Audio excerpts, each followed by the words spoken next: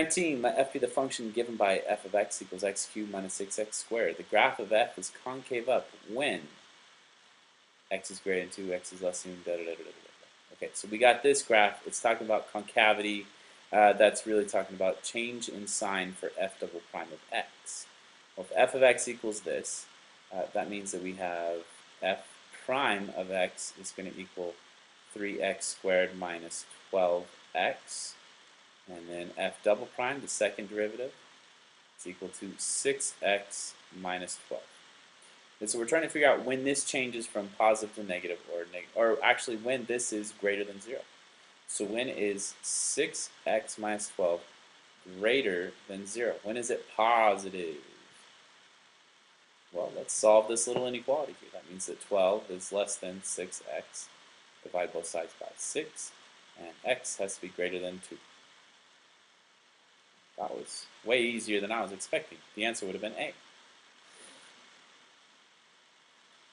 X is greater than 2. That almost looked like x is greater than greater. Number 20.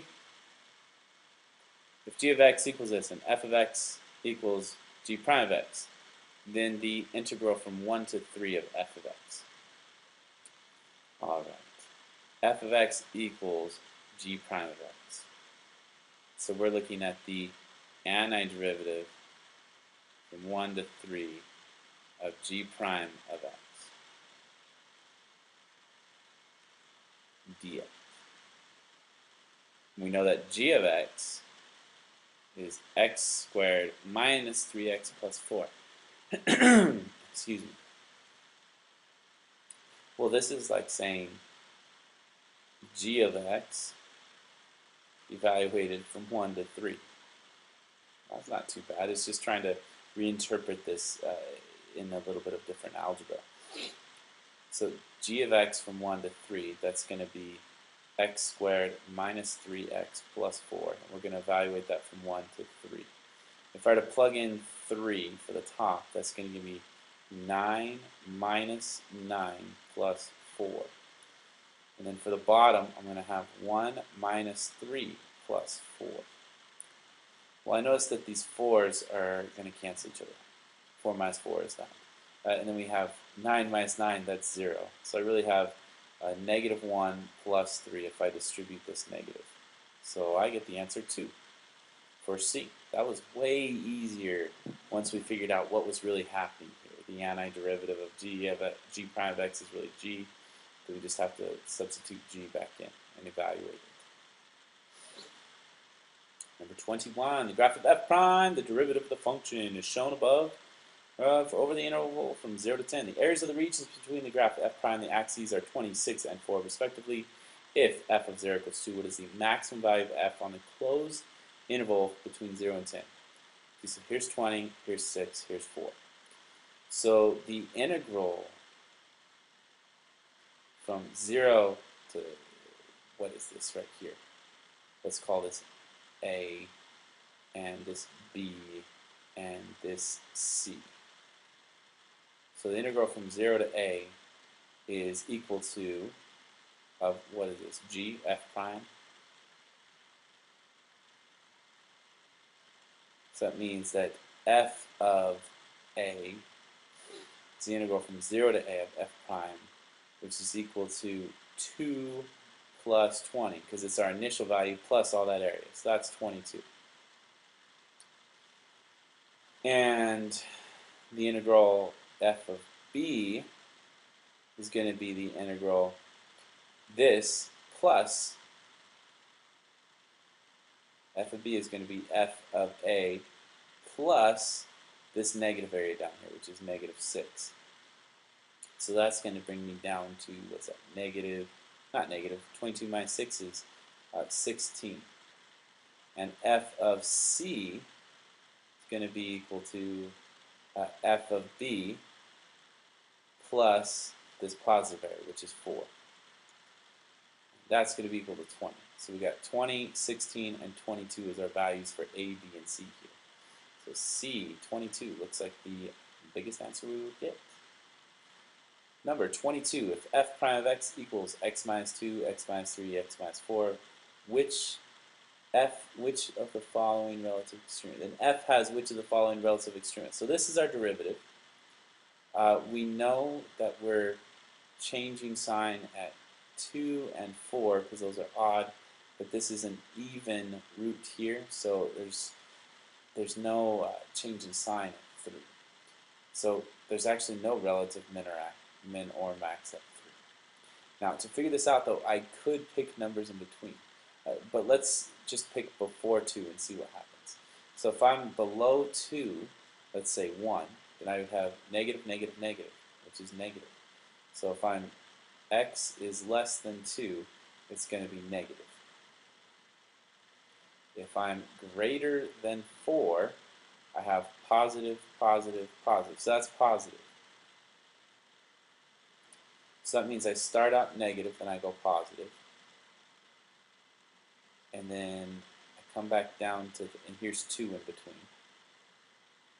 Because if I'm between 2 and 3, that means that this one is going to be positive, but then I'm going to have negative, negative. So I'm going to put positive in the middle here. Now, let's say I'm between 3 and 4. If I'm between 3 and 4, so this is, now I'm between 2 and 3, and I'm still positive. Okay, you know what, let me organize this a little bit better for you guys. So let's get some straight lines in here. Take that back. Take it back. Straight lines. Let's organize this in the chart.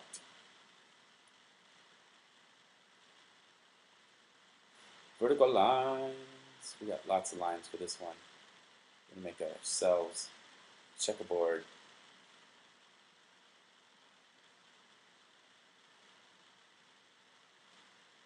So we have at 2, at 3, and at 4. Well, if we're below 2, that means I have negative, negative, negative. Because it's all less than these numbers. It's going to wind up being negative. So that means below 2 here, this is going to be a negative value for f prime. And here's our x values. And we'll look at f. So that's negative. And at 2, of course, we're 0. And if I were to plug something in between 2 and 3, it's going to be positive for that first term, but negative for the other 2. So that's going to wind up being positive. And if I plug in something between 3 and 4, it's greater than these bottom 2, so we got positive and positive, but then it's negative again here. Oh, you know what? Hang on a second. I'm watching a little more carefully now. Because each of these has a power on it. This one is to the first. This one is squared. This one is the third power. So if I'm below 2, that first term is negative. But the second one is a negative times a negative. So that's positive. And the third one is a negative times a negative times a negative. So that means we'd have a negative times a positive, because that middle one squared it. And then this third one here, that middle term's always going to be positive, because it's squared. And the first and the last term are going to maintain whatever sign it was. And so this last one was negative. So that means we actually start out being positive, not negative. Lots of positives and negatives here. So I just really need to focus on the first and the third terms, because those are the first and the third power. This first one here is squared, and anything squared is always going to be positive. So that middle term is always going to be positive, no matter what. Okay, so we start out positive, and let's look at between 2 and 3. We don't care what the middle term is, because that's always positive. So we look at the bottom term. If we're between 2 and 3, that's a positive, but then the second one's negative. So then we go negative here. And then when we're between 3 and 4, again, the middle one's positive, because it's always positive. When we're between 3 and 4, we're greater than the first one, so that one's positive. But we're still less than the next one, so that's still negative. Then when we're greater than 4, of course, the middle one's positive. It's always positive. But the other two are positive as well. So that means that I'm going to go up, down, and then back up again. So I'm going to have a max here and a min here. So now with that interpretation, we have a relative maximum of x equals 2. Yes, that's true. The middle one is false because there's no relative min or max. If anything, it'd be a point of inflection. A relative maximum at x equals 4. That's also true. So 1 and 3 only. So the answer would have been C. Doing pretty well here, guys. Keep up the patience. Keep working hard. The graph of the even function consists of 4 line segments shown above. Which of the following statements about f is false? The limit as x approaches 0 of f of x minus f of 0 equals 0. So the limit as we're approaching 0 of this function, that's the same thing as saying the limit as x approaches 0 of f of x minus the limit as x approaches 0 of f of 0. Well, f of 0 is always 0. The limit as x approaches 0 of 0 is just 0. So what's the limit of f of x as x approaches 0? That is 0. And 0 minus 0 equals 0. So the first one is true.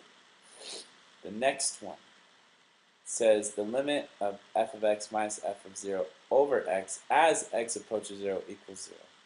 Well, this could be the same thing as x minus 0. And this actually looks kind of like slope, and it is. And what it's saying is, what's this slope as you get closer to 0? Well, it doesn't equal 0. It actually does not exist because the slope on the left side is positive and the slope on the left side is negative. And the slope as we approach 2 from either side, which would be right here, this looks like it does equal 1. The slope equals 1. So that one is true. In this slope here, we have this 2 in here. We got f of x and minus f of negative x all over 2x. What we're really looking at is what's the slope of negative x and this x. Well, it's an even function. Oh, here's something interesting. If it's an even function, that means that f of x equals f of negative x. So this top is really equal to the limit x approaches 0 of f of x minus f of x all over 2x. And saying, does that equal 0? Well, that would be saying like 0 over 2x. Well, that doesn't seem to be necessarily true as well. And the limit as f approaches 3 does not exist. Yes, because this is talking about slope. And slope does not really exist at 3 because they're different on either side. But this one here, this one should not be like that either. So I'm thinking it's either B or C because they're both fairly similar. B, I'm pretty sure is not right because it's kind of like E, but it said it equals 0 and it should say does not exist. So I'm going to go with B. C, I think there's some tricky algebra that I'm not necessarily catching, but I'm pretty sure that B is definitely false. Number 24. The radius of a circle is increasing at a certain instant. Whoa! Radius, circle increasing. That sounds like dr dt. The radius is increasing. So it's positive.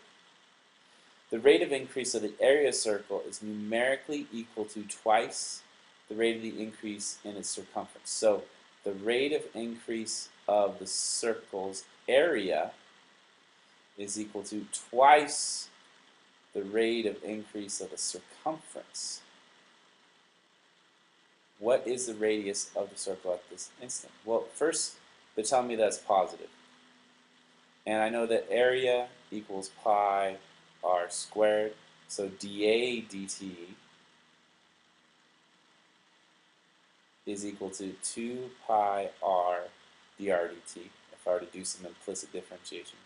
And if c is equal to 2 pi r, then dc dt is equal to 2 pi times dr dt. So I'm going to take those two things and set them equal to each other and do a bunch of algebra here. I got this relationship from what they told me about. The rate of the area is twice the rate of the circumference changing. So I'm going to set these two things equal to each other. I'm going to substitute them with the other pieces in here that I have. Because I know that dA dt really equals this. So I'm going to plug that in for dA dt. And I know dC dt really equals this. So I'm going to plug that in. See if I can figure out what piece they're asking for. What is the radius of the circle at this instant? They're saying r equals what?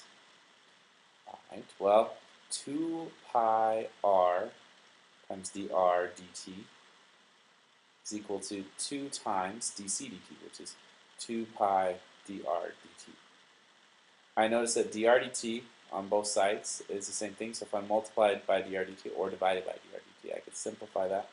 Then I'd have 2 pi r is equal to 4 pi, because these are being multiplied. 2 times 2 is 4. Divide by 2 pi on both sides, r equals 2. That is crazy.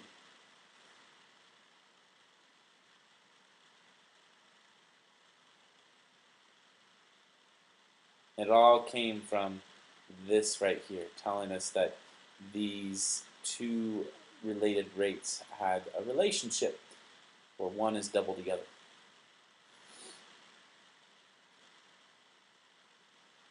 If x squared y minus 3x equals y squared, what is dy dx? Ooh, so it's just asking us to take the derivative implicitly and then plug in this x and y and figure out what the simplified slope is going to become. So we got x squared y minus 3x equals y cubed minus 3. Okay, so we just got a lot of derivatives going on. This first one's a product rule, so it's going to be 2x times y plus x squared times dy dx, if I do the product rule for that one. Now this next one's just a constant multiple kind of thing, or a power rule, however you want to say it. So it's just going to be minus 3. Then on the other side, I'm going to have 3y squared dy dx. Remember, you put the dy dx's whenever you take a derivative of y. Then the 3 is going to go to 0. So I need to regroup dy dx's and non-dy dx's. So let's put the dy dx's on the right, just because. Then dy dx times 3y squared minus x squared on the right side is equal to 2xy minus 3. Well, if I divide by 3y squared minus x squared on both sides, the right side would simplify to just dy dx. And what am I plugging in here? What's x and y equal? Negative 1 and 2. So it's going to be 2 times negative 1 times 2 minus 3 over 3 times 2 squared minus negative 1 squared.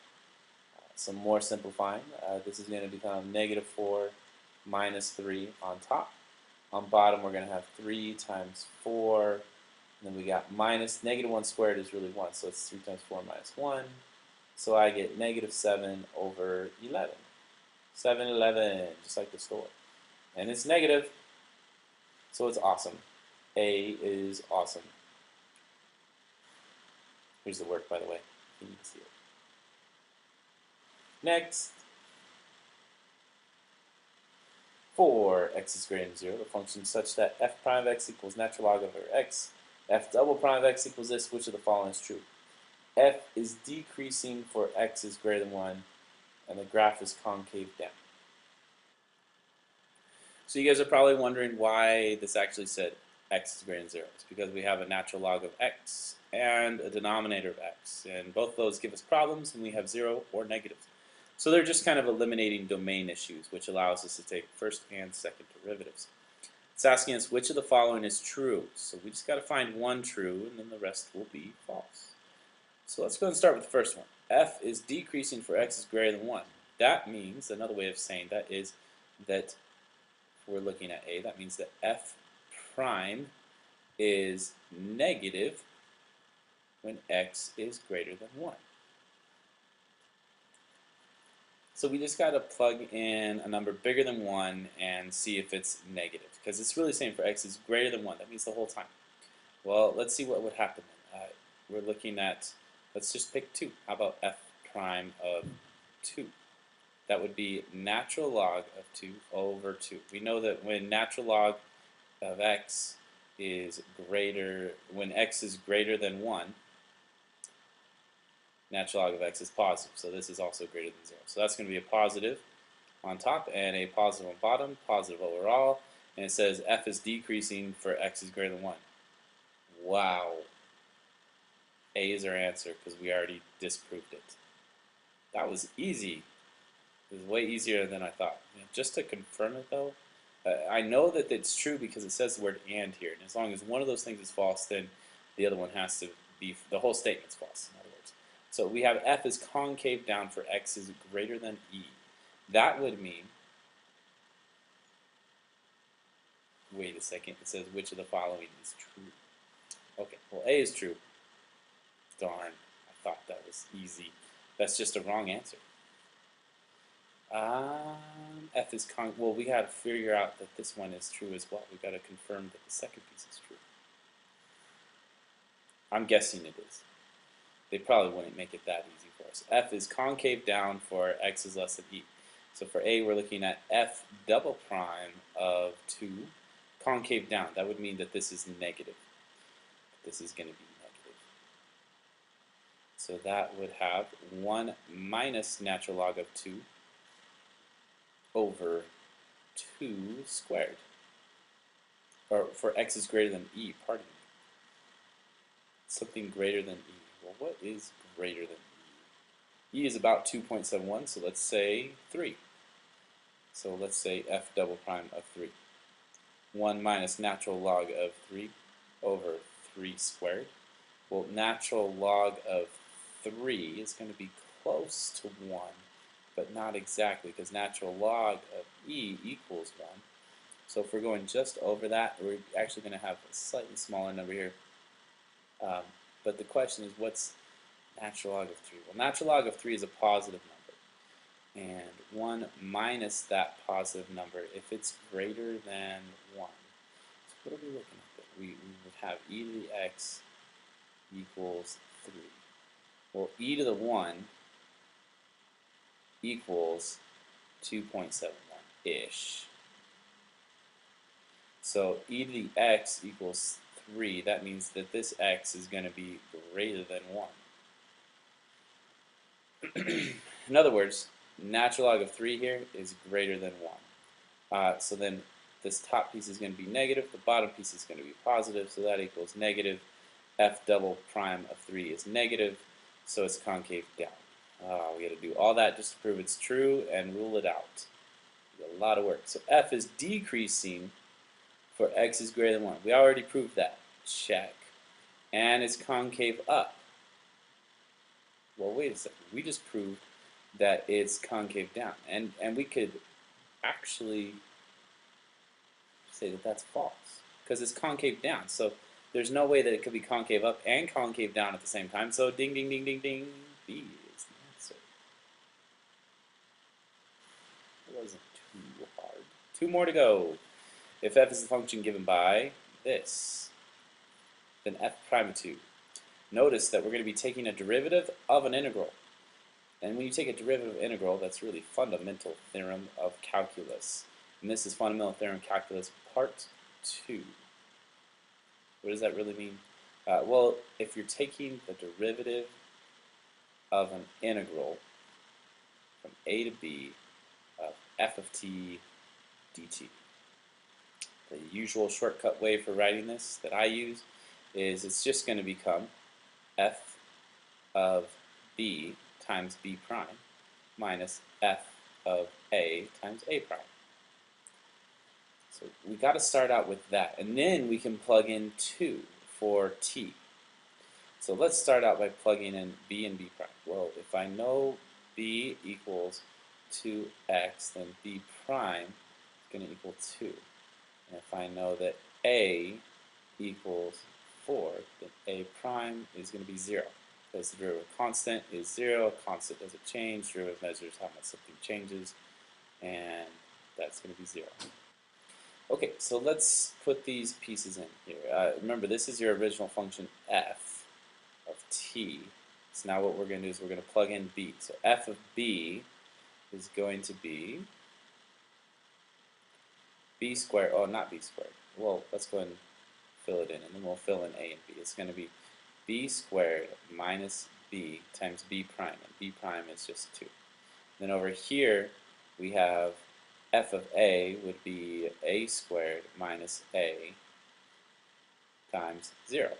So this second term actually just goes to 0. And a lot of times you see this happen when you start at a constant and you go to another function. That second term just goes to 0. You don't have to worry about it. But let's look at this first term, b squared minus b. Well, b is 2x. So that means we're going to have the square root of 2x squared minus 2x. All of that times 2. And we're going to evaluate it at 2 as well. So we've got to plug in 2 to this and then simplify. So f prime of 2, this is a whole lot of 2's. It's going to be 2 times 2 squared, and then minus 2 times 2. So 2 times 2 squared is 16. 2 times 2 is 4. And don't forget this 2, by the way. So many 2's, I forgot a 2. So 16 minus 4 is 8, and we have this 2 here. Or not 8. 16 minus 4 is 12. So it's 2 times the square root of 12. Now, if they were to simplify that even more, they could, but I do notice that I have an answer up there. This is really 2 times the square root of 12, which is E. Excellent. Last question of the non-calculator. If y equals arc sine of x, then dy dx. Well, remember, whenever you're looking at arc trig function, it's usually easier if you translate it into a function of y and then just take the derivative implicitly. So if y equals sine inverse of 5x, or arc sine of 5x, that's the same thing as saying sine of y equals 5x, if I took the sine of both sides. Well, let's draw ourselves a little picture here just to give us a shape. We can figure out these relationships of all the pieces that we're using.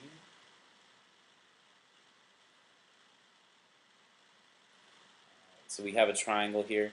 Our function that we're really looking at is, or not our function, but our angle is y, so this will be y. And remember that sine is your opposite over your hypotenuse. So the hypotenuse is 1. That means this side is 5x. And if this is like a ABC relationship, and we have the Pythagorean theorem, a squared plus b squared equals c squared. Sorry about that. But once we have this triangle here, we have the Pythagorean relationship. We also know that if we're looking for a third side here, one of these legs, we would want to get that piece by itself. So we could do c squared minus a squared, square root both sides, b equals the square root of c squared minus a squared. So this is really the square root of 1 squared minus 5x quantity squared. If I were to simplify that just a little bit more, it's 1 minus 25x squared. Now this is going to help us down the line in a little bit, but let's go back to our original relationship in terms of y and take the derivative of that. So we have sine of y equals 5x. If I do the derivative implicitly, both sides, derivative of the right side, derivative of sine is cosine of y, and I got to multiply that by dy dx. And then on the left side, I have just 5, because derivative of 5x is a constant rule, so we just have 5. And so I have this cosine of y on the left side, and that cosine of y is really adjacent over hypotenuse, which in this case would be the adjacent is down here, the square root of 1 minus 25x squared, and the hypotenuse is 1. So I'm going to put those pieces in here, 1 minus 25x squared over 1. So I really have square root of 1 minus 25x squared times dy dx equals 5. If I wanted to get dy dx by itself, divide both sides by 1 minus 25x squared, 1 minus 25x squared, both in the square root. Those two pieces simplify to 1, so here's our answer. E is the answer.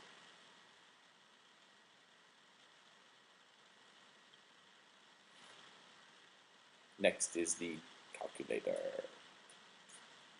Get it out.